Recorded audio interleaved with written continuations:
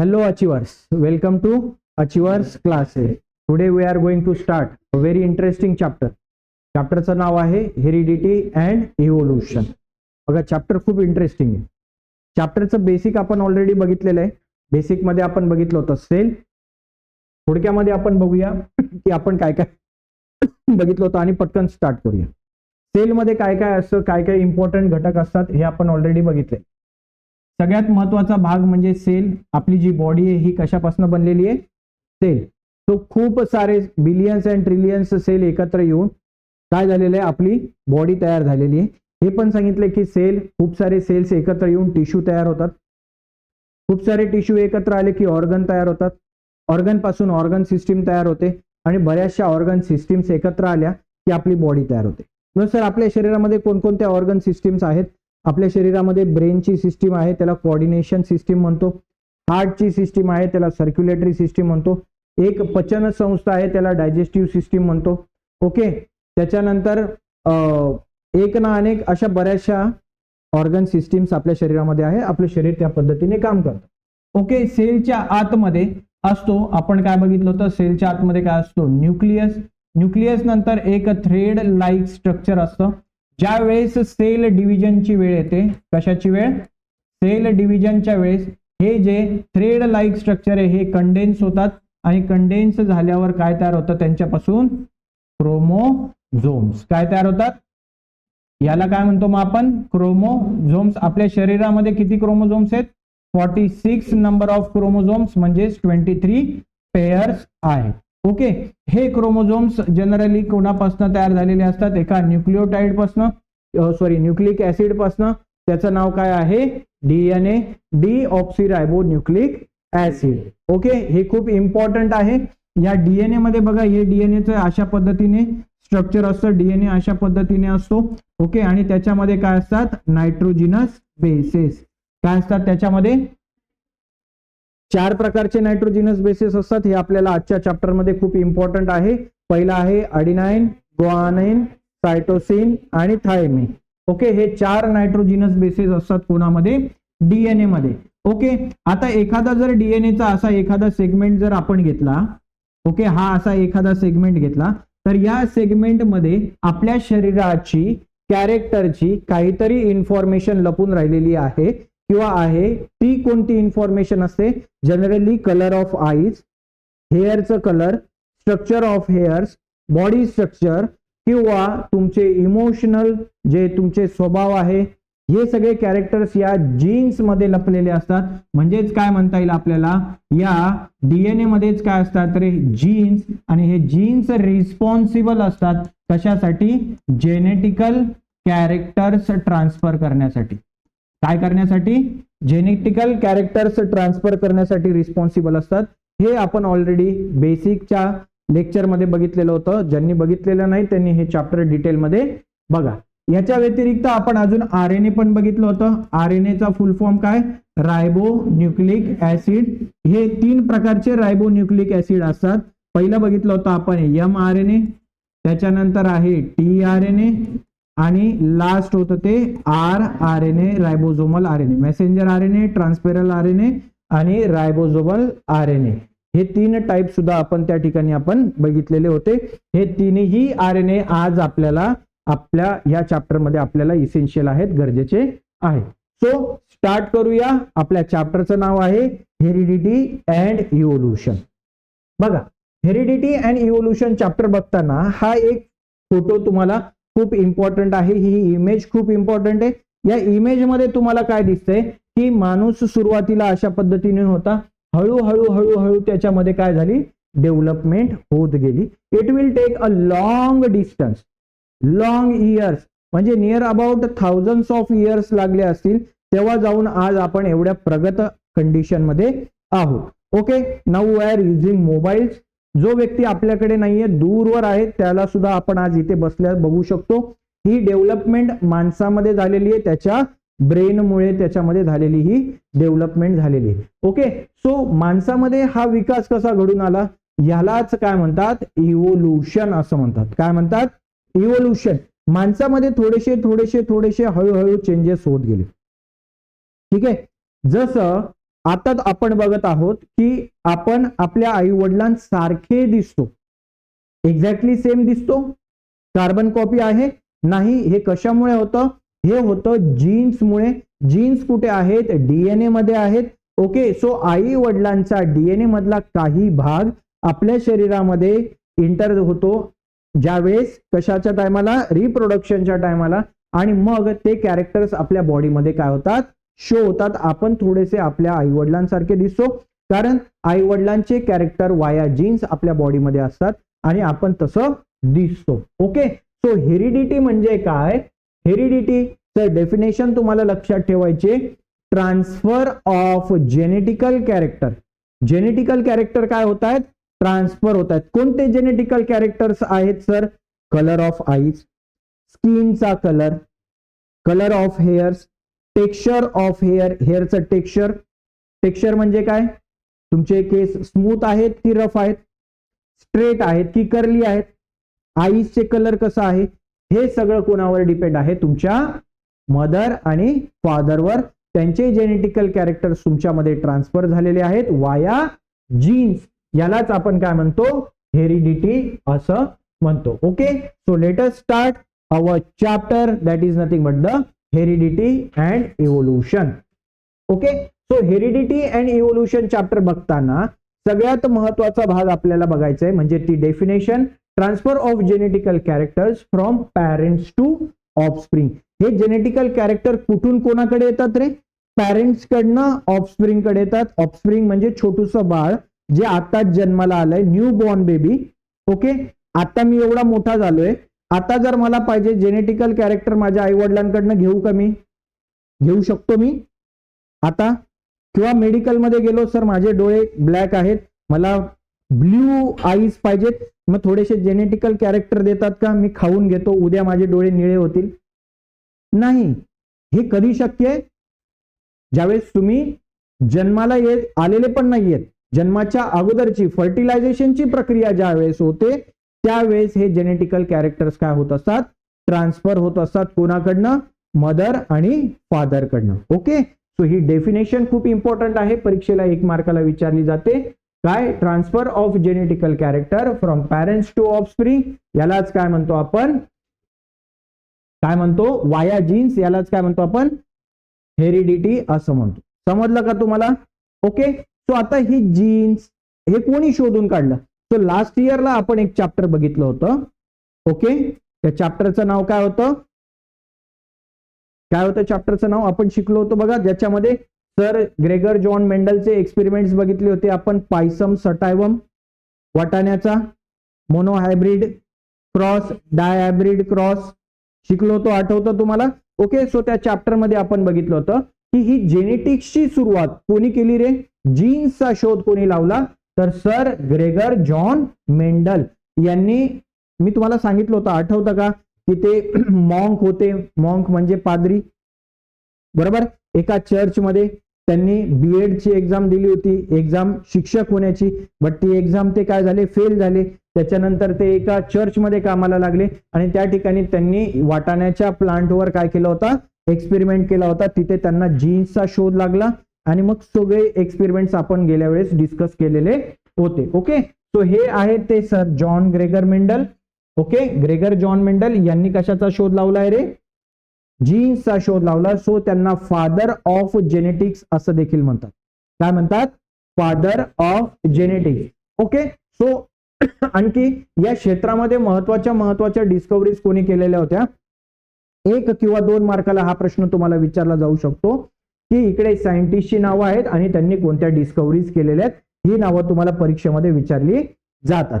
Okay, so सगळ्यात पहिलं नाव जे फेमस आहे, ग्रेगर जॉन मेंडल यांनी कशाचा शोध लावला? मॉडर्न जेनेटिक्सचा शोध लावला. त्याच्यानंतर एक नाव लक्षात ठेवायचं, ह्युगो दी व्रायसेस. काल आपण बघितलं होतं. ह्युगो दी व्रायसेस यांनी कोणत्या थेअरीचा शोध लावला? Mutational theory.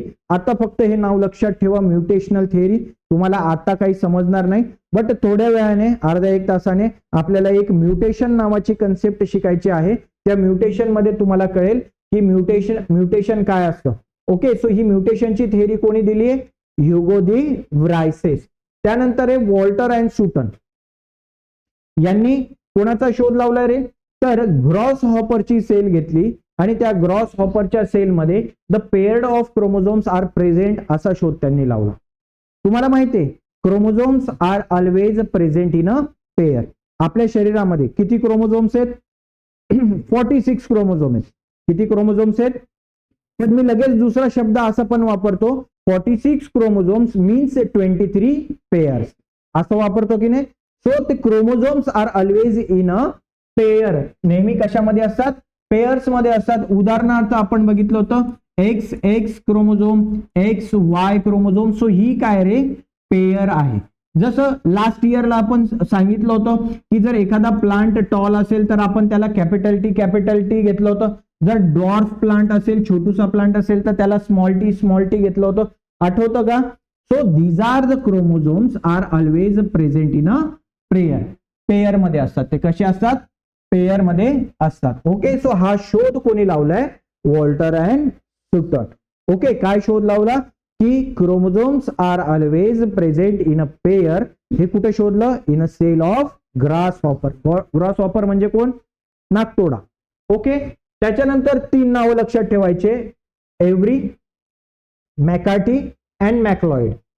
Every, McCarty, MacLeod. Avery, McCarty, MacLeod यांनी कशाचा शोध लावलाय? तर एक्सेप्ट व्हायरस. जर व्हायरस सोडला तर ऑल लिव्हिंग ऑर्गॅनिझम्स मध्ये काय असतो? डीएनए प्रेझेंट असतो. जर व्हायरस सोडला, व्हायरस, कोरोना व्हायरस माहितीये ना, जर व्हायरस सोडला तर सगळ्या लिव्हिंग ऑर्गॅनिझम्स मध्ये तुम्हाला काय सापडणार आहे? डीएनए. सो काय लावलं? Provided that the except virus all living organisms have DNA as a genetic material. म्हणजे जेनेटिकल कॅरेक्टर जर ट्रान्सफर करायचा असेल तर त्यांच्या शरीरामध्ये काय असलं पाहिजे? डीएनए. फक्त याला अपवाद कोण आहेत? व्हायरस. व्हायरसच्या शरीरामध्ये डीएनए नसतो. हे कोणी सांगितलं? एव्हरी, मॅकॉर्डी, मॅक्लॉइड. एव्हरी, मॅकॉर्डी, मॅक्लॉइड. सो आतापर्यंत आपण काय सायंटिस्ट बघितले? सगळ्यात पहिले सर जॉन ग्रेगर मेंडल यांनी मॉडर्न जेनेटिक्सचा शोध लावला. सेकंड सायंटिस्ट आपण बघितले ह्युगो दी व्रायसेस यांनी म्युटेशनल थेअरीचा शोध लावला. तिसरं आपण बघितलं वॉल्टर अँड सुटन यांनी काय सांगितलं की chromosomes are always present in a pair in grasshoppers. त्याच्यानंतर चौथं आपण 3 नावं बघितले, त्याच्यामध्ये होतं एव्हरी, मॅकॉर्डी अँड मॅक्लॉइड. यांनी काय सांगितलं? Except virus all living organisms have DNA as a genetic material. Okay. So प्रत्येक लिव्हिंग ऑर्गॅनिझम जेनेटिकल कॅरेक्टर किंवा जेनेटिकल इन्फॉर्मेशन आपल्या ऑफस्प्रिंग मध्ये ट्रान्सफर करतं आणि त्याच्यासाठी तो कशाचा वापर करतो? जीन्सचा. आणि जीन्स कुठे प्रेझेंट असतात? डीएनए मध्ये. आणि परत अजून 2 नावं तुम्हाला लक्षात ठेवायचंय, Francis Jacob and jack Monod. त्याला तुम्ही असं लिहा, जेकॉब अँड मोनॉड. काय? जेकॉब अँड मोनॉड यांनी काय सांगितलं की एक मॉडेल प्रपोज केलं की प्रोटीन्स आपल्या शरीरामध्ये कसे तयार होतात. काय तयार होतात? Protein synthesize with the help of DNA. डीएनएच्या मदतीने आपल्या शरीरामध्ये, आपल्या म्हणजे त्यावेळेस त्यांनी बॅक्टेरियाच्या सेलवर अभ्यास केला. बट काय सांगितलं? प्रोटीन कसं शरीरामध्ये तयार होईल? कशाच्या मदतीने? डीएनएच्या मदतीने काय तयार होतं? शरीरामध्ये प्रोटीन तयार होतं. हे कोणी सांगितलं? Jacob and Monod. Jacob and Monod. So काय काय नाव लक्षात ठेवायचे? सगळ्यात पहिले सर जॉन ग्रेगर किंवा ग्रेगर जॉन मेंडल, त्याच्यानंतर ह्युगो दी व्रायसेस, त्याच्यानंतर वॉल्टर अँड सुटन, त्याच्यानंतर 3 नावं एव्हरी, मॅकॉर्डी, मॅक्लॉइड आणि लास्टला लक्षात ठेवायचंय जेकॉब अँड मोनॉड. ओके. हा पण सिक्वेन्स लक्षात ठेवा. मॉडर्न जेनेटिक्स, त्याच्यानंतर म्युटेशनल थेअरी, त्याच्यानंतर क्रोमोझोम्स आर पेअर्ड फॉर्म मध्ये असतात, त्याच्यानंतर चौथं काय की all living organisms have DNA as a genetic material except virus. Virus सोडला तर. आणि लास्ट काय? जेकॉब आणि मोनॉड यांनी काय सांगितलं? Process of formation of protein with the help of DNA in a bacterial cell. राहील लक्षामध्ये? वारंवार वाचायचं, बरोबर लक्षात राहील. ठीक आहे. आता सर हे जेनेटिक्स किंवा हेरिडिटी, हे जेनेटिक्स काय इम्पॉर्टंट आहे? का शिकायचंय? आई वडिलांकडनं कॅरेक्टर आपल्या शरीरामध्ये येतात, वेल अँड गुड, चांगली गोष्ट आहे. जसे काही चांगले कॅरेक्टर्स आपल्या आई वडिलांकडनं आपल्या बॉडीमध्ये एंटर होत असताना काही चुका पण होतात त्या ठिकाणी. जर एखादा कोड प्रॉपर पद्धतीने जर आपल्या शरीरामध्ये ट्रान्सफर झाला नाही तर काय होतं की आपल्या शरीरामध्ये वेगवेगळ्या प्रकारच्या डिसऑर्डर्स निर्माण होतात. ज्या गेल्या वर्षी आपण डिसऑर्डर्स बघितल्या होत्या, पार्लेजी गर्ल बघितली होती, आठवते का तुम्हाला? ओके, वेगवेगळ्या प्रकारचे डिसऑर्डर्स बघितले होते की ज्याच्या हे जेनेटिकल डिसऑर्डर्स आहेत. काय? एखादी स्त्री असते जी कधीच आई होऊ शकत नाही, हा देखील जेनेटिकल डिसऑर्डर्स आहेत, बरोबर. ट्रायसोमी ऑफ एक्स म्हटलं होतं आपण त्याला. ओके, त्याच्यानंतर एखादा पुरुष हा कधीच त्याच्यापासनं त्याला मुलबाळ होऊ शकत नाही त्या पुरुषापासनं एखाद्या स्त्रीला, हा सुद्धा एक जेनेटिकल डिसऑर्डर आहे. ओके, सो अशा प्रकारचे काही जेनेटिकल डिसऑर्डर्स आहेत जे आपल्या आई वडिलांकडनं आपल्याला ट्रान्सफर होतात. मग ते तसं होऊ नये याच्यासाठी आपल्याला हेरिडिटी आणि जेनेटिक्सचा खूप यूज होतो. मग काय करू शकतो रे? सायन्सच्या मदतीने आपण काय करू शकतो? Heredity is useful for the diagnosis. बघा, 3 गोष्टी तुम्हाला लक्षात ठेवायच्या. कशासाठी इसेन्शियल आहे? डायग्नोसिस साठी. तुमच्या लक्षात यायला पाहिजे की तुम्हाला काय झालंय, काय आजार आहे, कशामुळे झालंय, त्याच्या ट्रीटमेंटसाठी आणि प्रिव्हेन्शनसाठी. असा आजार तुम्हाला होऊ नये म्हणून. बघा, म्हणून सिकल सेल ॲनिमिया नावाचा आजार आपण बघितला होता लास्ट इयरला. ओके, हा कशामुळे होतो रे? ब्लडमुळे होतो. म्हणून मी सांगितलं होतं की मामाच्या मुलाबरोबर लग्न करायचं नाही, म्हणजे डायरेक्टली नाहीच करायचं असं आहे का? नाही, ब्लड रिलेशन्स त्या ठिकाणी काय असतात? सारखे असतात. जर तुमचा ब्लड ग्रुप आणि समोरच्या व्यक्तीचा ब्लड ग्रुप जर सेम असेल तर may be it is hazardous. आपण सगळे ब्लड ग्रुप सुद्धा बघितले होते की कोणत्या प्रकारचे आजार आपल्याला होऊ शकतात. सिकल सेल ॲनिमिया नावाचा आजार बघितला होता. ओके, जर मग आपल्याला अगोदरच माहिती असेल तर मात्र आपण पुढे याचं काय करू शकतो? प्रिव्हेन्शन करू शकतो. ओके, सायन्स ऑफ हेरिडिटी आणखी कशासाठी इम्पॉर्टंट आहे रे? की हायब्रिड व्हरायटीज तयार करण्यासाठी. बघा, एखादं झाड आहे ज्याला खूप आंबे लागतात आणि एखादं झाड आहे ज्याला कमी आंबे लागतात. आता ज्याला खूप सारे आंबे लागतात त्याचं फळ एकदम आंबट आहे. आंबा कसा आहे रे? एकदम आंबट, तोंडात सुद्धा नाही पकडू शकत आपण, एवढा आंबट आहे, बरोबर. बट ज्याला 2-4च फळं लागतात, 10 फळं लागतात, 10 मँगोज लागतात, ते मँगोज मात्र काय आहेत? खूप डिलिशियस आहेत. सो आता आपण काय करायचंय रे? की या मँगोचा रिसर्च करायचा आहे की ज्याचं फळ काय आहे? खूप टेस्टी आहे, पण त्याला 10च फळं येतात.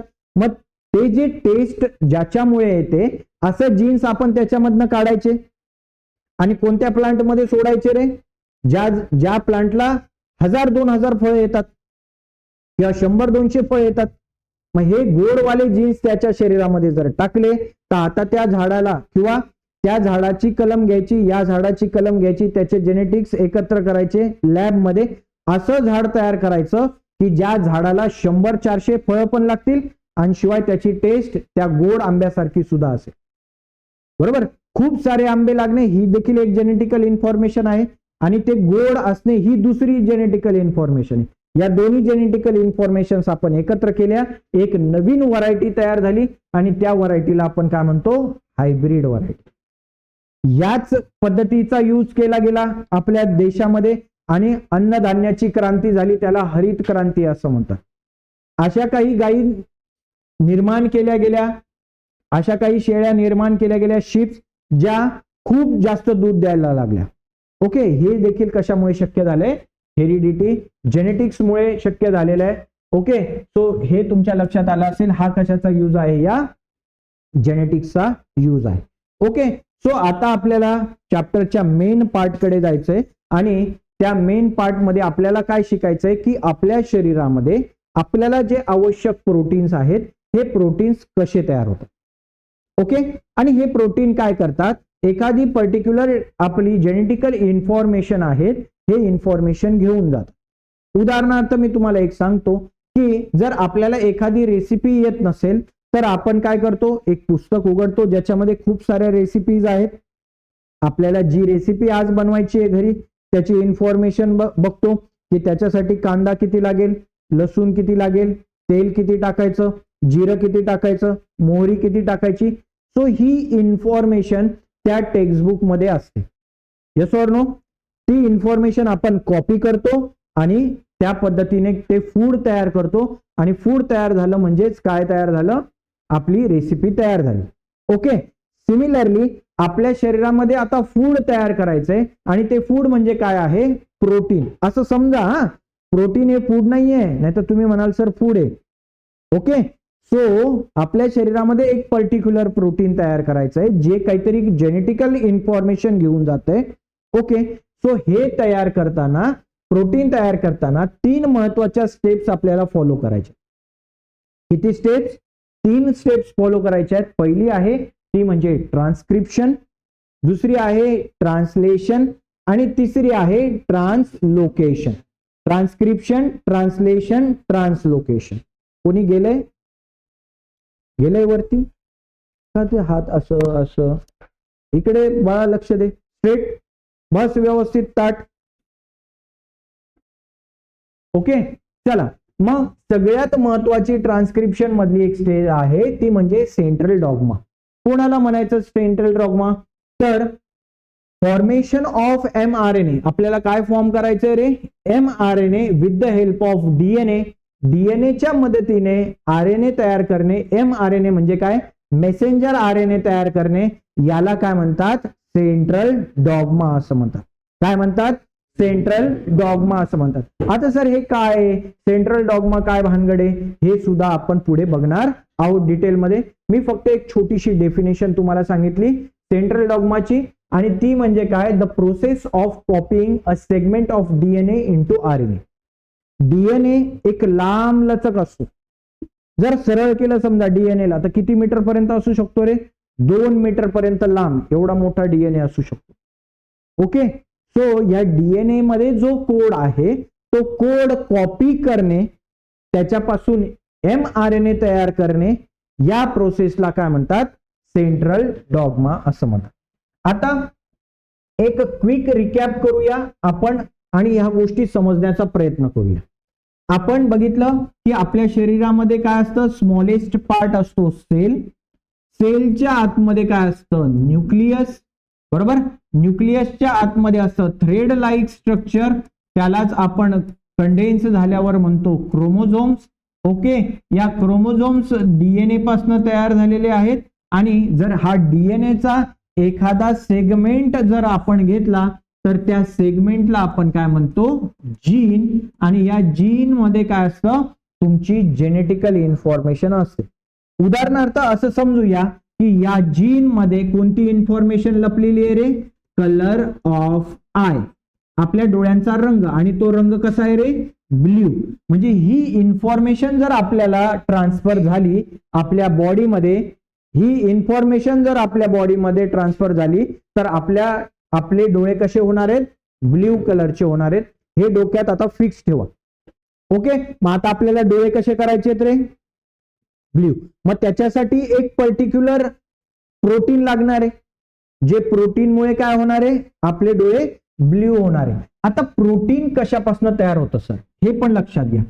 प्रोटीन्स हे तयार होतात अमिनो ऍसिड पासून. कशापासून तयार होतात? Amino acid. A for amino, A for acid. Amino acid. तर एकच अमिनो ऍसिड का? नाही. एक अमिनो ऍसिड, दुसरा अमिनो, तिसरा, चौथा, असे खूप सारे अमिनो ऍसिड्स एकत्र आले की एक प्रोटीन तयार होतो. त्याला कॉम्प्लेक्स प्रोटीन असं म्हणतात. त्याला काय म्हणतात? इथपर्यंत समजलंय सगळ्यांना? इथपर्यंत कोणाला शंका आहे का? ओके. सो आपल्याला आता काय करायचंय?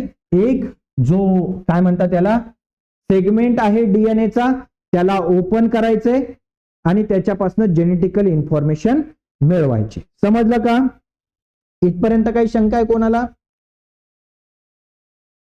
ओके. चला आता आपल्याला फर्स्ट स्टेप बघायची आहे. आपल्याला काय तयार करायचंय? प्रोटीन तयार करायचंय. प्रोटीन कशाचं तयार करायचंय? जो काय डिसाइड करणार आहे? आपल्या डोळ्याचा रंग ब्ल्यू डिसाइड करणार आहे. काय डिसाइड करणार आहे? मग प्रोटीन तयार करायचं आपल्याला. त्याची पहिली स्टेज आहे ती म्हणजे काय? ट्रान्सक्रिप्शन. कोणती प्रोसेस आहे? ट्रान्सक्रिप्शन. ओके. ओके, चला मग ट्रान्सक्रिप्शन बघूया. आता ट्रान्सक्रिप्शन ही प्रोसेस कुठे होते, तर ही प्रोसेस होते सेलमध्ये, सेल मधल्या न्यूक्लियस मध्ये. कुठे होते? सेल मधल्या न्यूक्लियस मध्ये होते. ओके, चला मग आता इथे एक कन्सेप्ट तुम्हाला लक्षात ठेवायची आहे, ती म्हणजे रिप्लिकेशन म्हणजे काय आणि दुसरी ट्रान्सक्रिप्शन म्हणजे काय. ओके, आता तुम्हाला माहिती आहे डीएनए, डीएनए कसा असतो रे? डबल स्ट्रँडेड फॉर्म मध्ये असतो. माहिती आहे तुम्हाला की DNA is always present in a double strand form मध्ये. कोणत्या फॉर्म मध्ये असतो? डबल स्ट्रँड मध्ये असतो. Yes or no? सगळ्यांना माहिती आहे. आणि त्याच्यामध्ये काय असतात रे? नायट्रोजिनस बेसेस एकमेकांसोबत काय झालेले असतात? अटॅच झालेले असतात. ओके, आता हा जो डबल स्ट्रँड आहे, या डबल स्ट्रँड पैकी फक्त एकाच स्ट्रँडला कॉपी करणं, कोणाला? एकाच स्ट्रँडला जर तुम्ही कॉपी केलं तर त्या प्रोसेसला काय म्हणतात? ट्रान्सक्रिप्शन. जर दोन्हीही स्ट्रँड्सला जर कॉपी केलं तर त्याला काय म्हणतात? रेप्लिकेशन. त्याला काय म्हणतात? रेप्लिकेशन. सो आपल्याला रेप्लिकेशन प्रोसेस शिकायची आहे का? नाही, आपल्याला काय शिकायचंय? ट्रान्सक्रिप्शन शिकायचं आहे. ओके, सो बघा, आपल्याला फक्त एकच स्ट्रँड कॉपी करायची आहे. आपल्याला एकच स्ट्रँड कॉपी करायचे, नाही की दोन्ही. सो रिप्लिकेशन प्रोसेस आपल्याला नाही बघायचे, आपल्याला काय बघायचंय? ट्रान्सक्रिप्शन. ओके, सो ट्रान्सक्रिप्शन मध्ये काय होतं, तर ट्रान्सक्रिप्शन मध्ये आपल्याला काय करायचंय? आपल्याकडे जो डीएनए आहे, या डीएनएचं कन्व्हर्जन आपल्याला कशामध्ये करायचंय? mRNA मध्ये. कशामध्ये करायचंय? mRNA मध्ये. डीएनएचं कन्व्हर्जन कशामध्ये करायचंय? mRNA. ही आपली पहिली स्टेज आहे. पहिली स्टेज आहे ट्रान्सक्रिप्शन. ट्रान्सक्रिप्शन मध्ये आम्ही काय करणार आहोत सर? जो डीएनए आहे, डीएनए मध्ये जी इन्फॉर्मेशन लपलेली आहे, ही इन्फॉर्मेशन आम्ही काय करणार आहोत? कॉपी करणार आहोत. सो कॉपीइंग ऑफ इन्फॉर्मेशन कशापासनं? From DNA. आणि कशामध्ये कॉपी करायची ती? mRNA. म्हणजे शॉर्टकट मध्ये काय म्हणणार? Formation of mRNA from DNA is called as a central dogma process म्हणणार त्याला. त्यालाच आपण काय म्हणणार? ट्रान्सक्रिप्शन. समजलं ट्रान्सक्रिप्शन? आता मला सांगा, डीएनए कुठे असतो? सेल मध्ये पण कुठे असतो? न्यूक्लियस मध्ये. ही बघा, ही काय तुमची सेल. सेलच्या आतमध्ये काय रे? हा न्यूक्लियस आहे. न्यूक्लियसच्या बाहेर जे ब्ल्यू कलरचं दिसतंय, हे ब्ल्यू कलरचं काय आहे?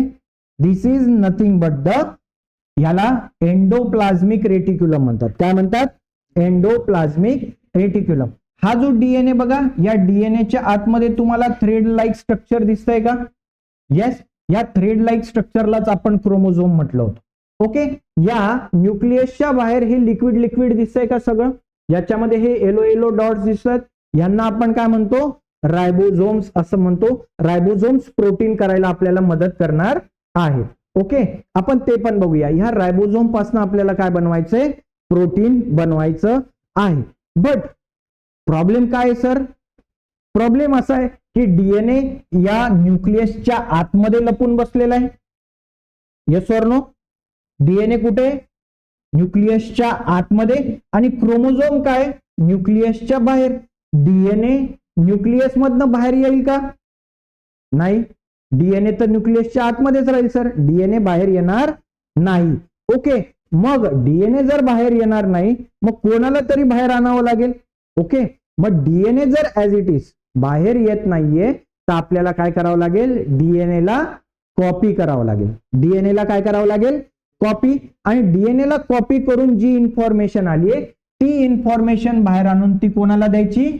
रायबोझोमला. रायबोझोम म्हणजे काय? किचन एक प्रकारे, जे काय तयार करणारे?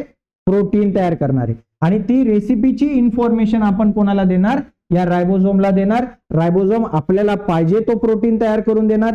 जी माहिती दिली, समजा आपल्याला चिकन बनवायचंय, तर चिकनची इन्फॉर्मेशन दिली रेसिपीची, आणि मग चिकनच्या रेसिपीची इन्फॉर्मेशन दिली तर चिकनच बनणार आहे का पनीर बनणार आहे? आणि जर पनीर बनवायचंय तर पनीरची रेसिपी द्यावी लागेल, तर काय तयार होणार आहे? पनीर. ओके, म्हणजेच काय, तुम्हाला कोणत्या प्रकारचं प्रोटीन तयार करायचंय याची इन्फॉर्मेशन कोणामध्ये लपली आहे? डीएनए मध्ये लपली. डीएनए कुठे लपलाय? न्यूक्लियसच्या आतमध्ये. डीएनए म्हणतो मी बाहेर येणार नाही, मग बाहेर येणार नाही, मग कोणाला बाहेर घ्यायचं, मग mRNA ला पाठवू आपण. एम म्हणजे काय, मेसेंजर आरएनए. मेसेंजर आरएनए आतमध्ये तयार होईल, कोणापासून तयार होईल, डीएनए पासून तयार होईल. तो इन्फॉर्मेशन बाहेर घेऊन येईल, रायबोझोमला देईल, घे रे बाबा इन्फॉर्मेशन. तो काय तयार करेल, प्रोटीन तयार करेल. न्यूक्लियसच्या आतमध्ये काय होणार आहे बघा, दोन गोष्टी क्लिअर ठेवा. न्यूक्लियसच्या आतमध्ये एकच काम होणार आहे, कॉपी करण्याचं.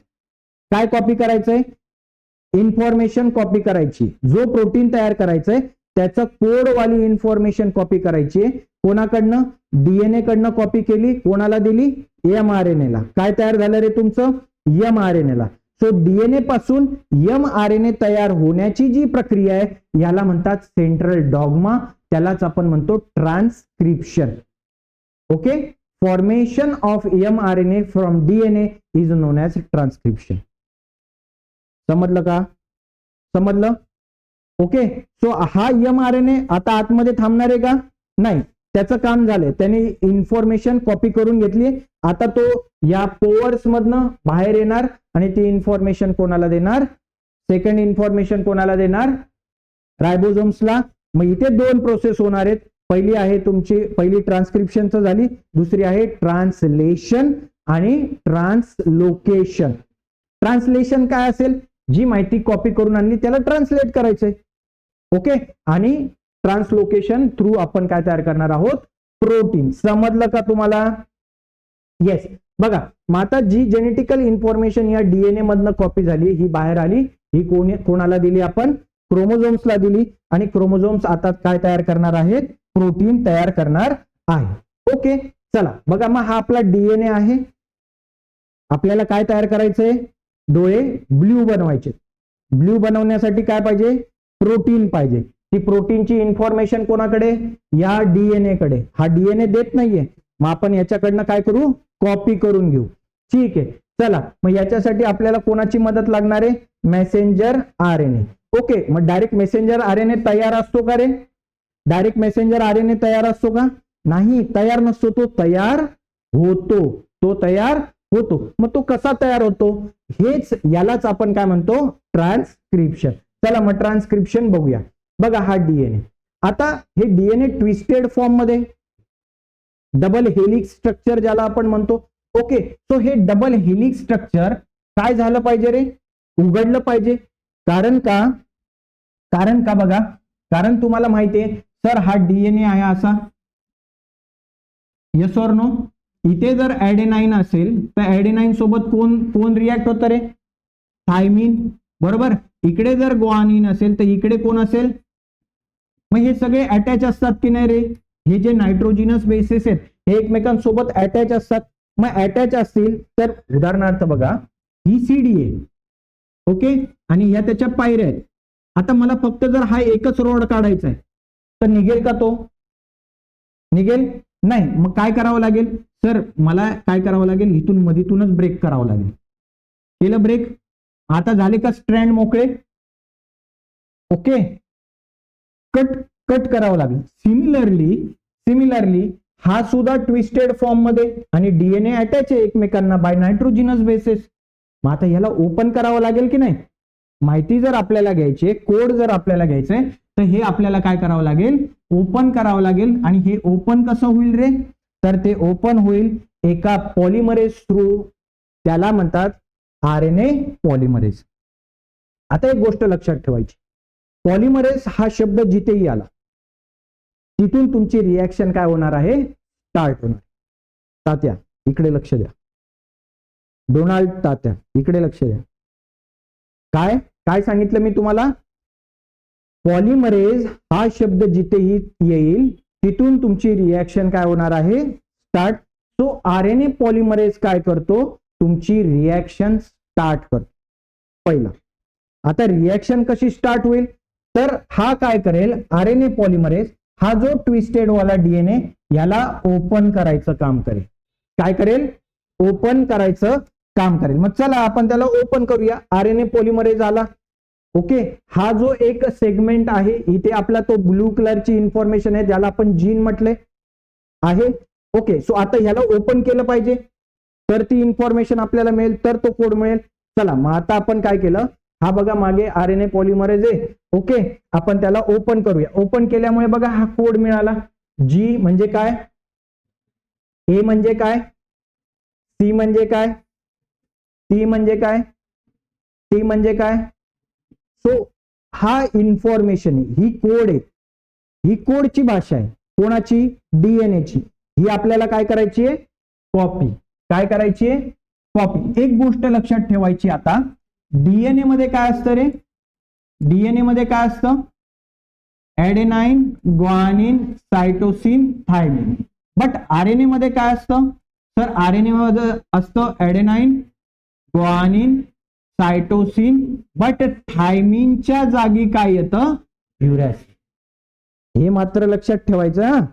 आता खाली जो स्ट्रँड आहे हा कोणाचा आहे, डीएनएचा. याला आपल्याला करायचंय कॉपी. ओके, सो जर ग्वानिन आहे तर त्याच्या अपोजिट काय येईल बघा, परत एकदा सांगतो, adenine, guanine, cytosine, thymine. Adenine बरोबर कोण ऑलवेज रिएक्ट होतं, आणि ग्वानिन सोबत कोण पेअर करतं, सायटोसिन. जर हेच आरएनए असेल तर आरएनए मध्ये एडेनाइन बरोबर कोण रिएक्ट होईल, युरॅसिल, आणि ग्वानिन बरोबर कोण रिएक्ट होईल. ओके, आय होप तुम्हाला हे कळलंय. ठीक आहे, सो हा जो आहे आपल्याकडे, आता हा कोण आहे, डीएनए. आपल्याला याच्यापासून काय तयार करायचंय, आरएनए. बघा इथे 3-3चे ग्रुप बनवले, ACT, T हा काय समथिंग आहे, हा ATG. यांना काय म्हणणार आपण, कोड. आणि हे 3-3च्या फॉर्म मध्ये, सो यांना म्हणणार आपण ट्रिपलेट कोडॉन. काय म्हणणार, triplet codon. If the codes are present in 3-3 form मध्ये असतील तर त्याला आपण काय म्हणणार आहोत, ट्रिपलेट कोडॉन. पुढे आहे, अजून बघू नका लगेच, इकडे लक्ष द्या. आपण इकडे काय घेतला, RNA पॉलिमरेज. RNA याच्यामुळे रिएक्शन झाली स्टार्ट. काय रिएक्शन करायची आहे, डीएनए ला कॉपी करायचंय. काय करायचंय, आणि कॉपी करण्यासाठी हे जे डबल स्ट्रँड आहे, जे एकमेकांसोबत रिएक्ट आहेत, यांना विभक्त केलं पाहिजे, वेगळं केलं पाहिजे. चला मग आता त्यांना केलं वेगळं. बघा स्ट्रँड झाली का तुमची ओपन झाली. आता इथे 2 स्ट्रँड आहेत बघा. एक स्ट्रँड जी तुम्हाला खाली दिसते, हिला म्हणतात टेम्पलेट स्ट्रँड. हिला काय म्हणायचं, बघा ही जी खालची स्ट्रँड दिसते हिला काय म्हणायचं, टेम्पलेट स्ट्रँड. टेम्पलेट स्ट्रँडच आपल्यासाठी इम्पॉर्टंट आहे. कारण का, आपल्याला डोळे कसे बनवायचे, त्याच्यासाठी एक प्रोटीन आहे, आणि त्या जो प्रोटीन बनवायचा आहे त्याची इन्फॉर्मेशन, त्याची रेसिपी या स्ट्रँड मध्ये लपलेली आहे. कुठे लपलेली आहे, येतंय लक्षामध्ये.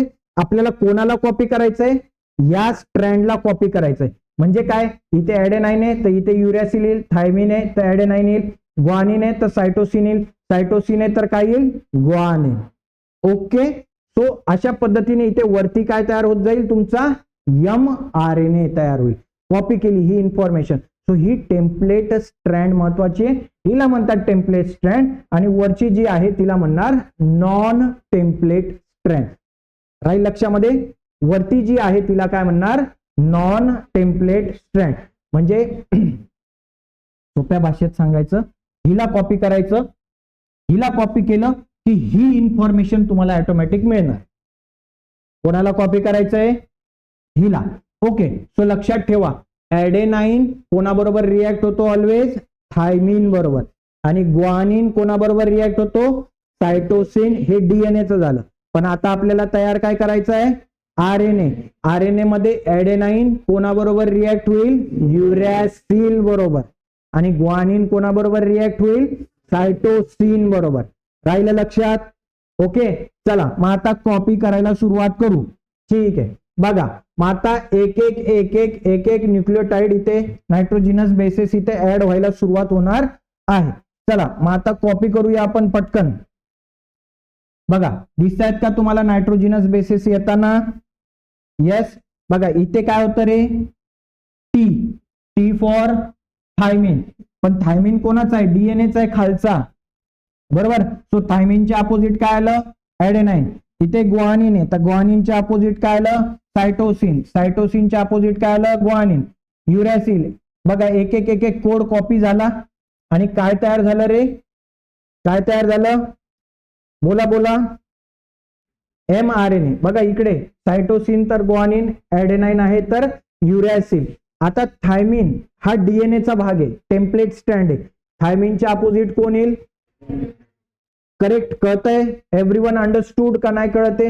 ग्वानिनला कोण पेअर करेल? सायटोसिन. सायटोसिनला कोण पेअर करेल? ग्वानिन. ऍडेनाइनला कोण कंपेअर हे करेल? हा बघा इथे आरएनए तयार होतोय. हा खाली काय आहे तुमचा? डीएनए. इथे काय तयार होतोय? आरएनए. सो ऍडेनाइनच्या अपोजिट यायला पाहिजे होतं थायमिन. काय यायला पाहिजे होतं? बट सर हा तर आरएनए, हा काय आहे? आणि आरएनए मध्ये थायमिन नसतं. आरएनए मध्ये थायमिनच्या जागी काय असतं? युरॅसिल. म्हणून बघा या ठिकाणी ऍडेनाइनच्या अपोजिट काय आलं? युरॅसिल आलं. काय आलं? अरे ये युरॅसिल आलं. काय आलं? युरॅसिल. सो बघा ही खालची इन्फॉर्मेशन वरती कॉपी होते का? Yes or no? बघा कॉपी होत चाललंय. अशा पद्धतीने या टेम्पलेट स्ट्रँड पासनं बघा ही जी खालची होती टेम्पलेट स्ट्रँड, हा डीएनए वरचा काय आहे? डीएनए. या टेम्पलेट स्ट्रँड पासून आपण काय तयार केला रे? mRNA तयार केला. केला का? आता mRNA ला बघा आणि वरची आहे त्या वरच्या स्ट्रँडला आपण म्हणतो नॉन टेम्पलेट स्ट्रँड. याला बघा आयडेंटिकल आहेत का?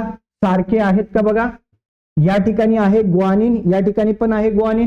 इथे थायमिन आहे, पण डीएनए मध्ये सर थायमिन असतो, आरएनए मध्ये काय असतो? युरॅसिल. सेम आहे का? येस. इथे ऍडेनाइन, इथे आहे ऍडेनाइन, इथे आहे सायटोसिन, आहे सायटोसिन. Guanine, guanine. थायमिनच्या जागी युरॅसिल. ऍडेनाइनच्या ठिकाणी काय आलंय? Adenine. Cytosine, cytosine. Guanine, guanine. आणि थायमिनच्या ठिकाणी काय? युरॅसिल. बघा नॉन टेम्पलेट स्ट्रँडला कंप्लीट कॉपी केलं का आपण? म्हणजे डीएनए पासून काय तयार झालं? mRNA तयार झाला. ओके, काय तयार झाला? म्हणजे आपण रेसिपी कॉपी केलेली आहे. आपल्याला तयार करायचं होतं प्रोटीन, ज्याने आपले डोळे होणार होते निळे. ही इन्फॉर्मेशन आपण कॉपी केलेली आहे. ओके, आता आपलं काम झालेलं आहे न्यूक्लियस मध्ये. न्यूक्लियस मधलं काम संपलंय आपलं. ओके, आता काय काम करायचं? न्यूक्लियस मधून बाहेर निघायचं. काय करायचं? न्यूक्लियस मधनं बाहेर निघायचं. सो आता आरएनए पॉलिमरेज काय करेल? फायनली आपलं काम झालेलं आहे. आपल्याला जो आरएनए पाहिजे होता, जो कोड पाहिजे होता, तो आपल्याला मिळालेला आहे. आता mRNA काय करेल? जे अनफोल्ड केलेला होता ना, बघा असा अनफोल्ड केलेला होता आपण डीएनए ला. आता तो परत काय करणार? त्याला फोल्ड करून टाकणार. काय करणार? त्याला परत जैसा ते जसं होता तसा करून ठेवणार त्याला. ठीक आहे, बघा न्यूक्लियस मधला डीएनए बाहेर आला का?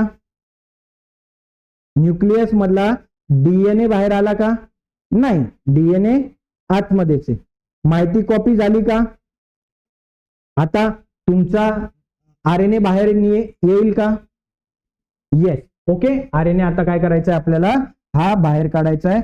इन्फॉर्मेशन बघा आपण ऑलरेडी ह्या नॉन टेम्पलेट स्ट्रँड मधली mRNA मध्ये कॉपी केलेली आहे. आता या न्यूक्लियसच्या बाहेरून बघा जो तयार केलेला मेसेंजर आरएनए हा बाहेर येईल. कुठे आला रे बाहेर? सायटोप्लाझम मध्ये. कुठे आला बाहेर? सायटोप्लाझम मध्ये कोण आहे? रायबोझोम आहे.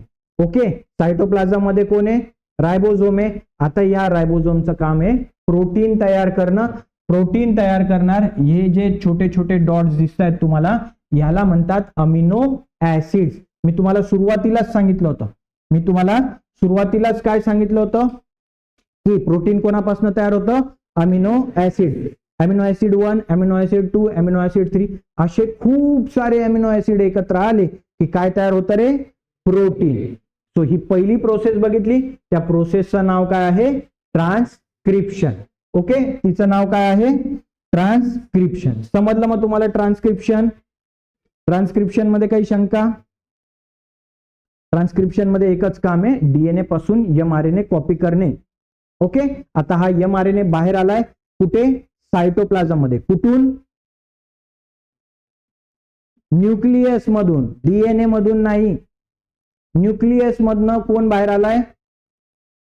तो कोणाकडे जाईल आता?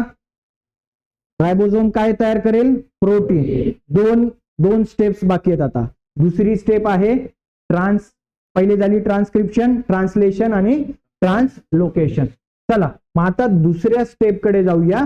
दुसरा स्टेप आहे आपल्याला आता डीएनए कडनं आपण ऑलरेडी काय तयार केलेलं आहे, mRNA. सो mRNA पासून आता काय करायचंय, प्रोटीन तयार करायचं आहे. ओके चला मग आता आपल्याला तयार झालेलं आहे mRNA. mRNA is ready to come in a cytoplasm from DNA. ठीक आहे चला, सॉरी न्यूक्लियस पासून. सो थोडासा भाग आपण परत रिकॅप करूया. हा सेल आहे. सेलच्या आतमध्ये काय असतं रे, थ्रेड लाईक स्ट्रक्चर, ज्याला आपण काय म्हणतो, सॉरी न्यूक्लियस असतं. सेलच्या आतमध्ये न्यूक्लियस, न्यूक्लियसच्या आतमध्ये थ्रेड लाईक स्ट्रक्चर, त्याला डीएनए असं म्हणतो. डीएनए थ्रेड लाईक स्ट्रक्चर त्याला काय म्हणतो, क्रोमॅटिड फायबर्स म्हणतो. ते कंडेन्स होतं तेव्हा काय तयार होतं रे, क्रोमोझोम्स. हे जे क्रोमोझोम्स आहेत या हिस्टोन प्रोटीन भोवती गुंडाळलेले असतात, बरोबर. त्याला आपण डीएनए असं म्हणतो. बघा हे डीएनए, डीएनए मध्ये हे नायट्रोजिनस बेसिस आहेत. ओके, आणि हा जो सेगमेंट आहे त्या सेगमेंटला आपण काय म्हणतो, जीन. ही जेनेटिकल इन्फॉर्मेशन आपल्याला ट्रान्सफर करायची आहे. आपण ती कोडिंग केली कोणाच्या मदतीने, आरएनए पॉलिमरेजच्या मदतीने आपण काय केली, ती कॉपी केली इन्फॉर्मेशन. ओके बघा हा तुमचा स्ट्रँड ओपन झाला, नायट्रोजिनस बेसिस कॉम्प्लिमेंटरी जोडायला सुरुवात झाली आणि हा तुमचा काय तयार झाला, mRNA. काय तयार झाला, mRNA. आता हा जो तयार झालेला mRNA हा न्यूक्लियस मधनं बाहेर येईल आणि सायटोप्लाझम मध्ये येईल. बघा हा तुमचा काय mRNA, that is nothing but the messenger RNA. हा मेसेंजर RNA आता कुठे येणार आहे, कुठे येणार आहे, न्यूक्लियसच्या बाहेर म्हणजे सायटोप्लाझम मध्ये. कुठे येणार आहे, सायटोप्लाझम मध्ये. ओके चला हा मग सायटोप्लाझम मध्ये बाहेर आला, न्यूक्लियस मधनं बघा आला बाहेर. आणि आता हा कोणाला जाऊन भेटेल रे, रायबोझोमला. रायबोझोमचं काम काय, प्रोटीन फॉर्मेशनचं. ओके चला मग हा रायबोझोम्स आले. बघा दोन स्ट्रँड दिसतात रायबोझोमला, वरती एक आणि खाली एक. ओके, हा मेसेंजर RNA हा काय घेऊन आलेला आहे, कोड घेऊन आलेला आहे. मेसेंजर RNA काय घेऊन आलेला आहे, कोड घेऊन आलेला आहे. ही रेसिपी तो घेऊन आलेला आहे. आता दुसऱ्या RNAचं काम आहे.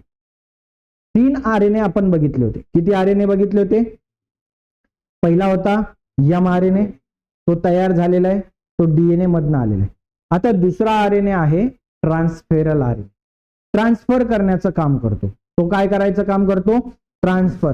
कोणाला, बघा खूप सारे अमिनो ऍसिड्स इथे पडलेले आहेत सेलमध्ये.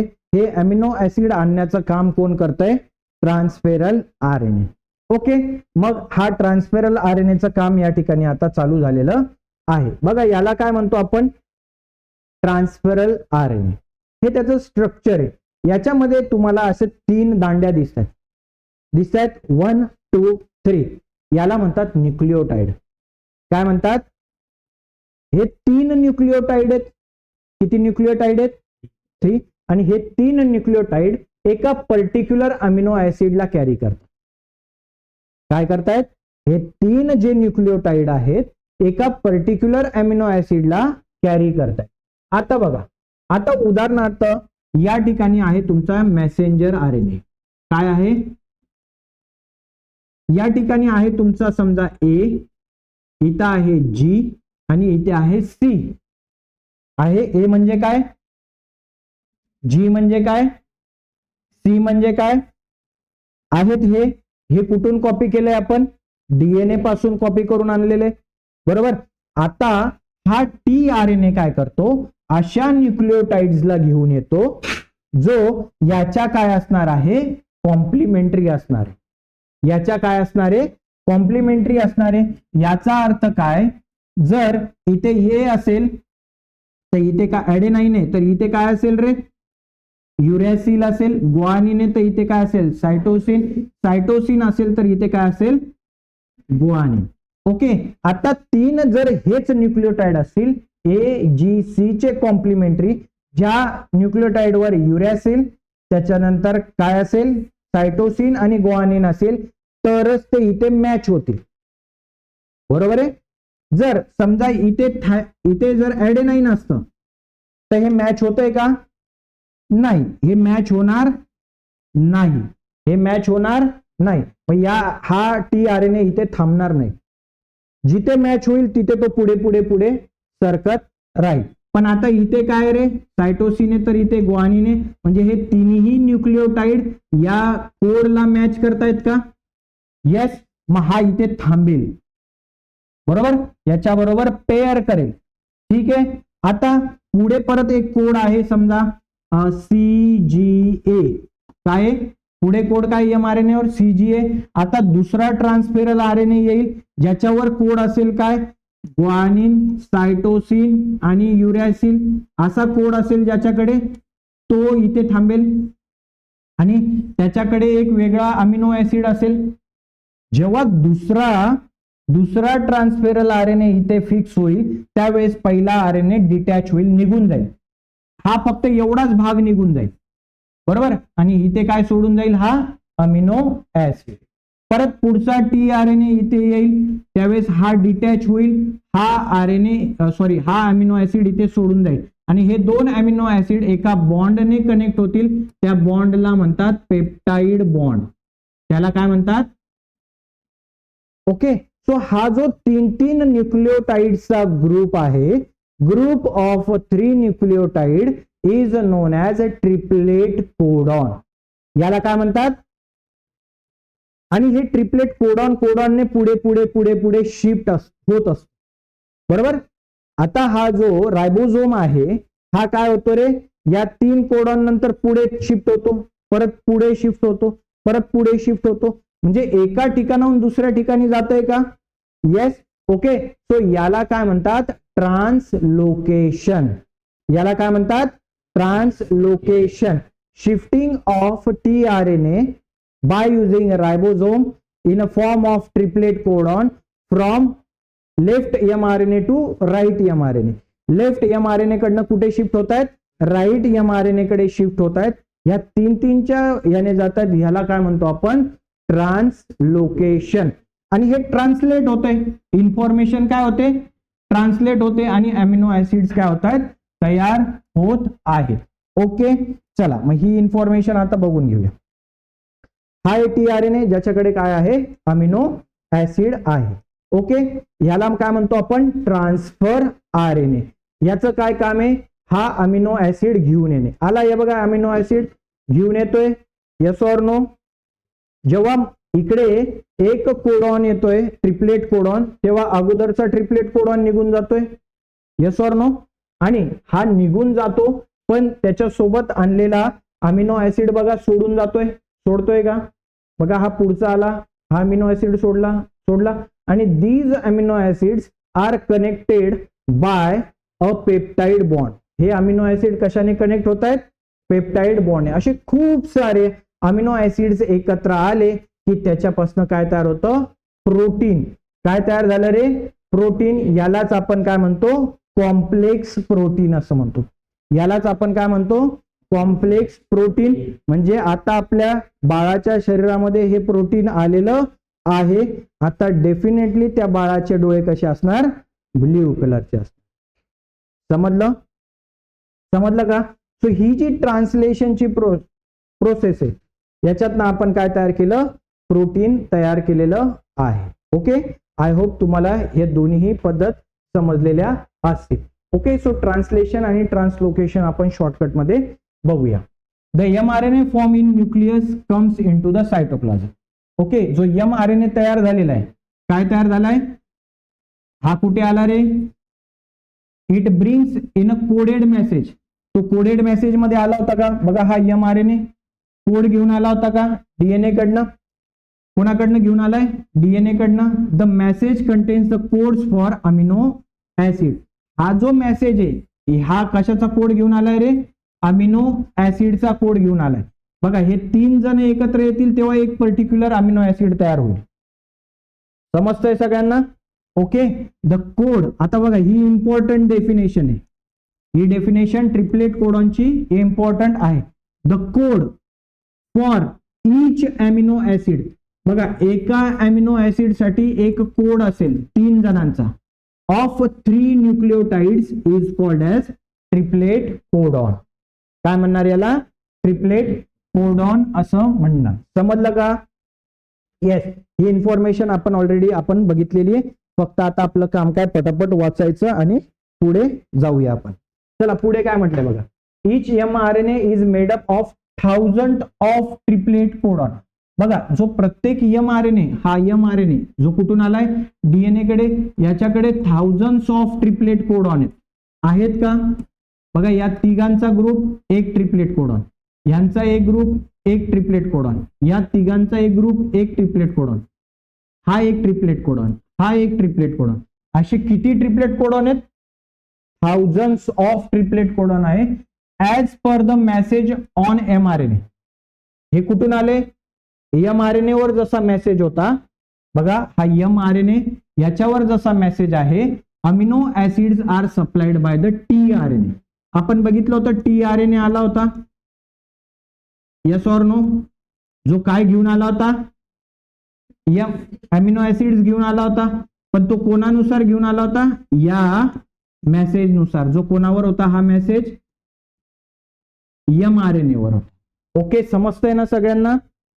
आता बघा इथे हाच rRNA थांबणार आहे, इथे असाच, सॉरी आर नाही, tRNA, असा tRNA थांबणार आहे ज्याचा न्यूक्लिओटाइडचा कोड आणि ह्याचा कोड मॅच होईल. तोच tRNA इथे थांबेल, दुसरे tRNA थांबणार नाहीत. ओके, मग हा tRNA निघून गेला की तो काय सोडून जाईल रे? अमिनो ऍसिड सोडून जाईल. पुढचा RNA येईल, तो एक अमिनो ऍसिड सोडून जाईल. पुढचा tRNA येईल, तो एक अमिनो ऍसिड सोडून जाईल. आणि दोन अमिनो ऍसिड कशाने जोडले जातील? पेप्टाइड बॉन्डने. कशाने जोडले जातील? समजतंय का सगळ्यांना? ओके, सो बघा, as per the message on mRNA, amino acids are supplied by tRNA. For this purpose tRNA has anticodon. बघा याला काय म्हणतो आपण? कोडॉन. बघितलं होतं 3-3 च्या ग्रुपला आपण काय म्हटलं होतं? Triplet codon. आणि बघा जो कशावर आहे रे? tRNA वर जो कोडॉन आहे, या tRNA वर जे कोडॉन आहेत याला काय म्हणतो आपण? अँटीकोडॉन. काय म्हणतो? अँटीकोडॉन. हे जर कोडॉन असतील mRNA वर, तर tRNA वर काय असतं? अँटीकोडॉन. अँटीकोडॉन हॅव्हिंग कॉम्प्लिमेंटरी सिक्वेन्स. अँटीकोडॉन वर काय असतं? कॉम्प्लिमेंटरी सिक्वेन्स असतो. कॉम्प्लिमेंटरी म्हणजे काय? इथे ऍडिनाइन असेल तर इथे युरॅसिल, इथे ग्वानिन असेल तर इथे सायटोसिन, आणि इथे सायटोसिन असेल तर इथे ग्वानिन. असा ह्या सिक्वेन्सला काय म्हणतात? Complementary sequence to the codon on mRNA. This is called as a translation. ह्या प्रोसेसलाच काय म्हणतात? ट्रान्सलेशन केलं आपण. कोणाला ट्रान्सलेट केलं? mRNA ला. कोणी ट्रान्सलेट केलं? tRNA ने. आणि काय सोडून गेला? Amino acid. मग असं ट्रान्सलेशन होत राहील, असं ट्रान्सलेशन होत राहील, आपल्याला अमिनो ऍसिड्स मिळत जातील. आणि खूप सारे अमिनो ऍसिड्स एकत्र आले की काय तयार होईल? प्रोटीन तयार होईल. ठीक आहे, बघा, the amino acids brought in by tRNA. Amino acids कोण घेऊन आले? tRNA. Are bonded together. आता जे अमिनो ऍसिड्स आहेत हे कोण घेऊन आलेले? अमिनो ऍसिड कोण घेऊन आलं होतं? हे अमिनो ऍसिड tRNA घेऊन आलाय, बरोबर. हे कशाने बॉन्डेड आहेत? बॉन्डेड टुगेदर बाय कोणत्या बॉन्डने? पेप्टाइड बॉन्डने, with the help of rRNA. Okay, so हा जो बॉन्ड तयार करायचं काम आहे आता, याला कोण मदत करणार आहे? तिसरा RNA. त्याचं नाव काय? rRNA. बघा 3 RNA बघितले आपण. पहिला mRNA जो मेसेज तयार करतो, डीएनए पासून कॉपी करतो. दुसरा बघितला ट्रान्सफेरल RNA. हा कोणाला घेऊन येतो? अमिनो ऍसिड्सला घेऊन येतो. आणि हे जे अमिनो ऍसिड्स आहेत हे एका पेप्टाइड बॉन्डने बांधायचं काम कोण करतं? rRNA, रायबोझोमल RNA. कोण करतं? RNA. बघा, ड्युरिंग दिस प्रोसेस, या प्रोसेस मध्ये काय होतं बघा, during this process the ribosome, जो रायबोझोम आहे ज्याच्यामध्ये कोण होतं रे? mRNA होता. हा रायबोझोम एका ट्रिपलेट कोडॉनने शिफ्ट होतो. बघा हा रायबोझोम या ट्रिपलेट कोडॉनवर पुढच्या ट्रिपलेट कोडॉनवर गेला, त्याच्या पुढच्या ट्रिपलेट कोडॉनवर गेला, त्याच्या पुढच्या ट्रिपलेट, एक ट्रिपलेट कोडॉनने काय होतो? तो शिफ्ट होतो. बघा, during this process the ribosome keeps on moving from one end of mRNA to other end of mRNA by the distance of one triplet codon. किती डिस्टन्सने शिफ्ट होतो? वन ट्रिपलेट कोडॉनने. यालाच काय म्हणतो आपण? ट्रान्सलोकेशन. काय म्हणतो याला आपण? समजलं? शिफ्ट कोण होतंय? रायबोझोम. कोण शिफ्ट होतंय? एका एंड, समजा हा mRNA इथून स्टार्ट होतो, इथे एंड होतो. सो या एका एंड पासून दुसऱ्या एंड कडे तो शिफ्ट होतो. कशाने? एका ट्रिपलेट कोडॉनच्या डिस्टन्सने शिफ्ट होतो. या प्रोसेसला काय म्हणतात? ट्रान्सलोकेशन. काय म्हणतात? तो ट्रान्सलोकेशन कोण करतंय? कोण करतंय? रायबोझोम. कुठून करतंय? One end of mRNA to other end of mRNA. By किती डिस्टन्सने? By distance of one triplet codon. याला काय म्हणणार आपण? ट्रान्सलोकेशन. ओके. मग such many chains comes together to form complex protein. बघा, अशा खूप साऱ्या अमिनो ऍसिडच्या चेन तयार होतात. Yes or no? आणि ह्या सगळ्या चेन्स एकत्र येतात आणि त्याच्यापासून काय तयार होतं? एक कॉम्प्लेक्स प्रोटीन तयार होतं. ते कॉम्प्लेक्स प्रोटीन, जटिल प्रोटीन म्हणतात त्याला मराठीमध्ये. ते जटिल प्रोटीन, कॉम्प्लेक्स प्रोटीन काय करायचं काम करतात? अमिनो ऍसिड्स एकत्र येऊन काय तयार करतात?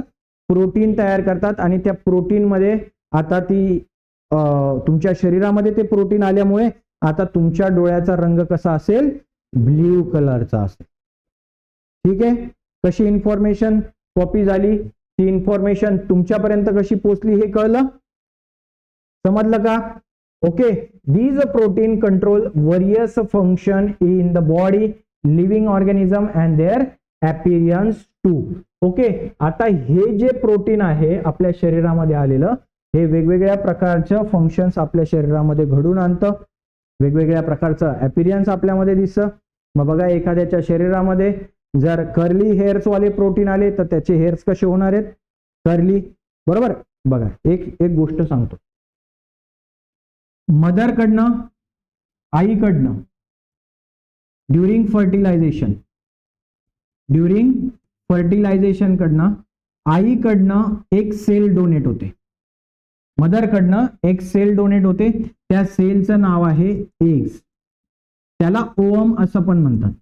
ठीक आहे. एग किंवा ओवम ही युनिसेल्युलर आहे. युनिसेल्युलरचा अर्थ काय? एकच सेल आहे. किती सेल आहे? एकच सेल असते. आणि फादरकडनं पण एक सेल डोनेट होते. फादरकडनं सुद्धा काय होते? एक सेल डोनेट होते. त्याला काय म्हणतात? स्पर्म. ओके. हा जो स्पर्म आहे हा एग मध्ये एंटर करतो. ठीक आहे. आणि या दोघांपासून एक सेल तयार होते. त्याला म्हणतात झायगोट. काय म्हणतात? हे नंतर शिकणार आहेत आपण तिसऱ्या चॅप्टर मध्ये. बट आता सेल किती आहे रे? एकच सेल आहे. ओके. आईची सेल, फादरची सेल एकत्र येऊन काय तयार झाली आहे?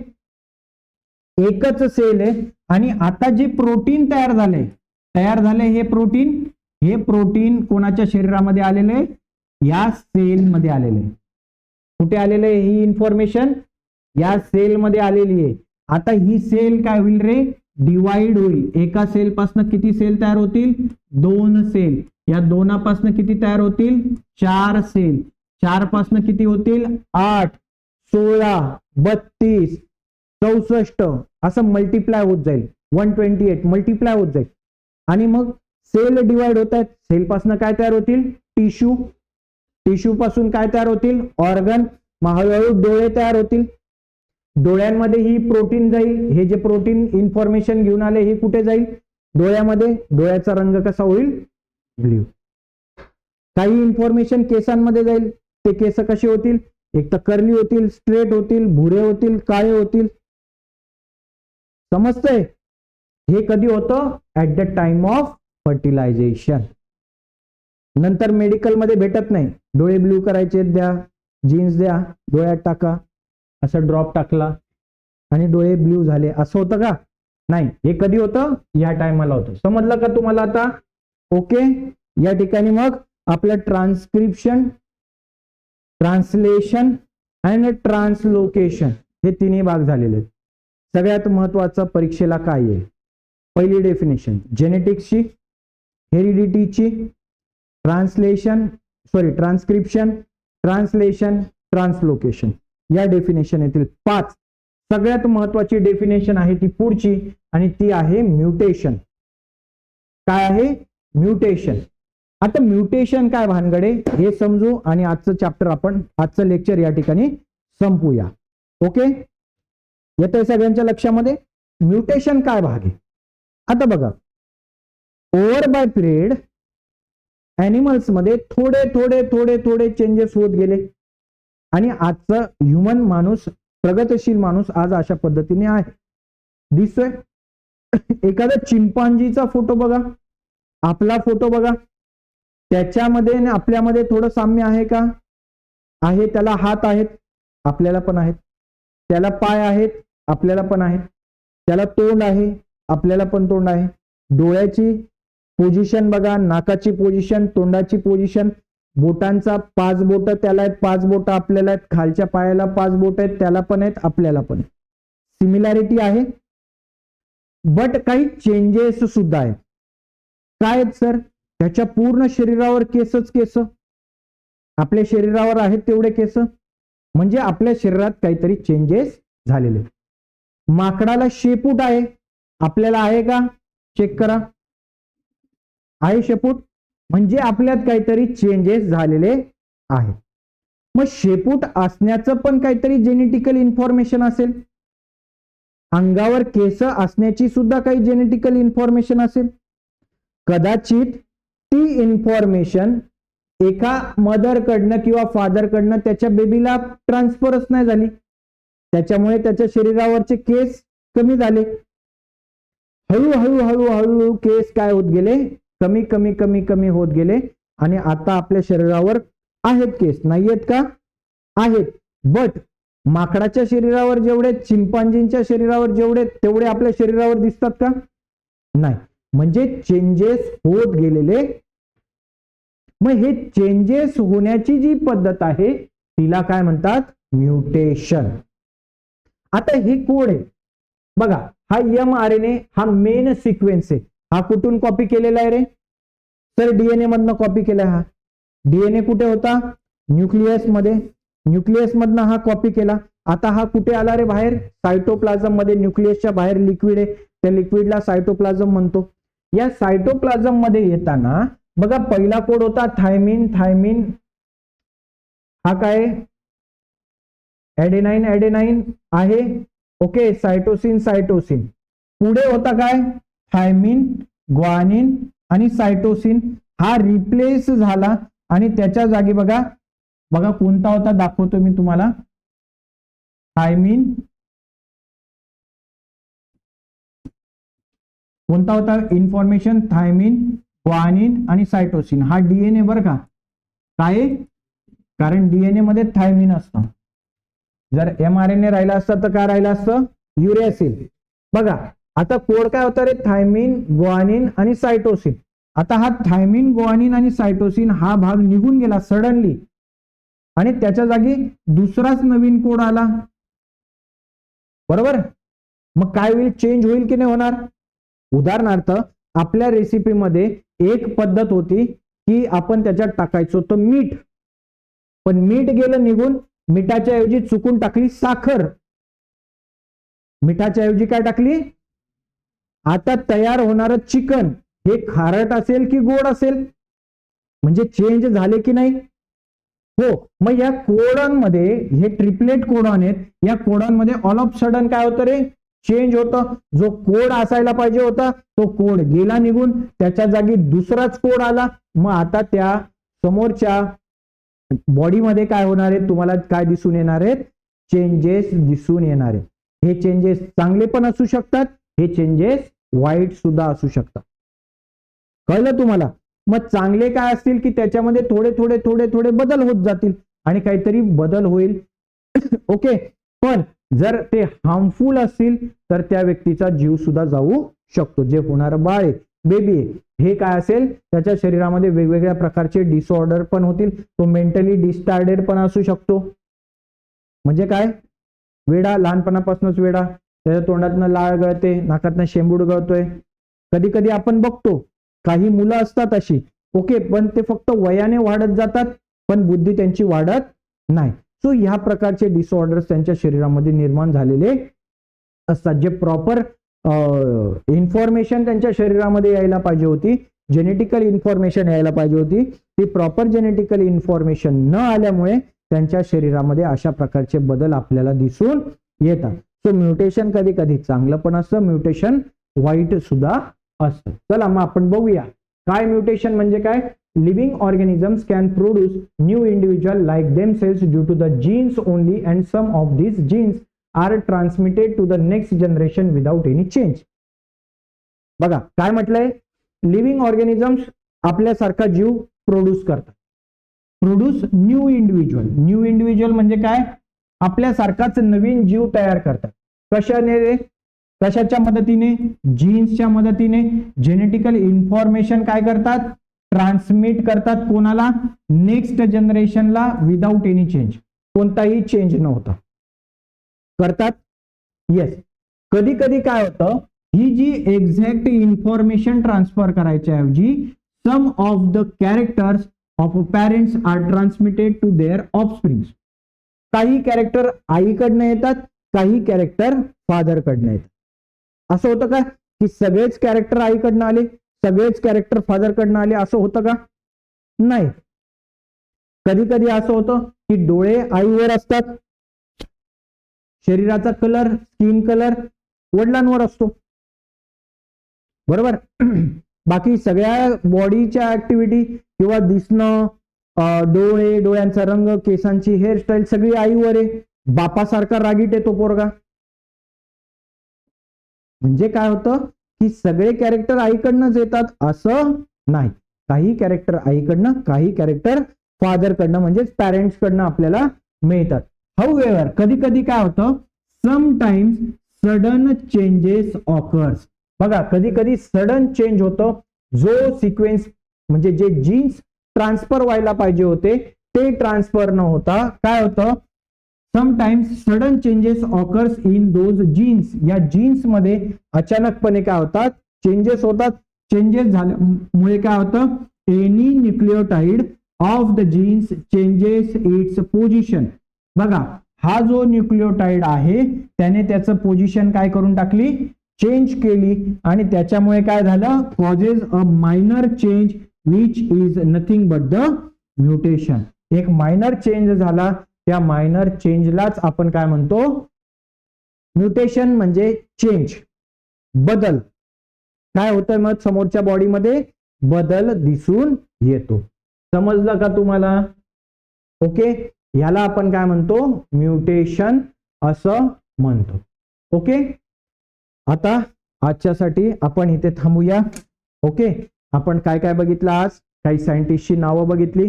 सगळ्यात पहिले बघितलं जॉन ग्रेगर मेंडल यांनी कशाचा शोध लावला, मॉडर्न जेनेटिक्स. त्याच्यानंतर आपण बघितलं ह्युगो दी व्रायसेस यांनी कशाचा शोध लावला, म्युटेशनल थेअरी. बघा आता जी थेअरी आपण बघितली ही म्युटेशनल थेअरी होती. या थेअरीचा शोध कोणी लावला होता, ह्युगो दी व्रायसेस. त्याच्यानंतर आपण बघितलं वॉल्टर अँड सुटन यांनी कशाचा शोध लावला की chromosomes are always present in a form of pair. हे कशात शोध लावलं, इन अ ग्रासहॉपर्स सेल. त्याच्यानंतर 3 सायंटिस्ट आपण बघितले, कोणकोणते, एव्हरी, मॅककार्टी, मॅकलॉइड. या तिघांनी कशाचा शोध लावला की except virus DNA is present in all living organisms. आणि सगळ्यात शेवटचं होतं जेकब अँड मोनार्ड यांनी कशाचा शोध लावला की हे जे प्रोटीन आता आपण तयार केलं ना, हे प्रोटीन कसं तयार होतं याचा मॉडेल त्यांनी तयार केलं. म्हणजे ट्रान्सक्रिप्शन, ट्रान्सलेशन, ट्रान्सलोकेशन हे कोणी शोधून काढलं होतं रे, ह्या जेकब अँड मोनार्डने. पण कोणाच्या सेलमध्ये, बॅक्टेरियाच्या सेलमध्ये. त्याच्यानंतर आपण हेरिडिटीची डेफिनेशन बघितली, transfer of genetical character from parents to offspring via genes is known as genetics. आणि त्या प्रोसेसलाच काय म्हणतो आपण, हेरिडिटी असं म्हणतो. ओके, त्याच्यानंतर आपण 3 बघितलं, transcription, translation and translocation. Transcription कुठे होतं, न्यूक्लियस मध्ये. डीएनएचं कॉपी होतं mRNA मध्ये. या प्रोसेसलाच काय म्हणतो आपण? ट्रान्सक्रिप्शन. ट्रान्सलेशन आणि ट्रान्सलोकेशन या दोन्ही प्रोसेस न्यूक्लियसच्या बाहेर म्हणजे सायटोप्लाझम मध्ये होतात. कोणाच्या माध्यमातून? रायबोझोम्सच्या माध्यमातून. आणि फायनल प्रोडक्ट काय तुमचं? प्रोटीन. ओके, सो इथे आपण आता थांबूया. हा व्हिडिओ तुम्हाला आवडल्यास नक्की लाईक करा, शेअर करा, सबस्क्राईब करा.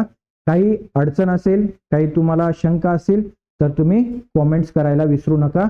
तुम्हीही प्रश्न मला विचारायला विसरू नका. Okay, thank you and have a great day.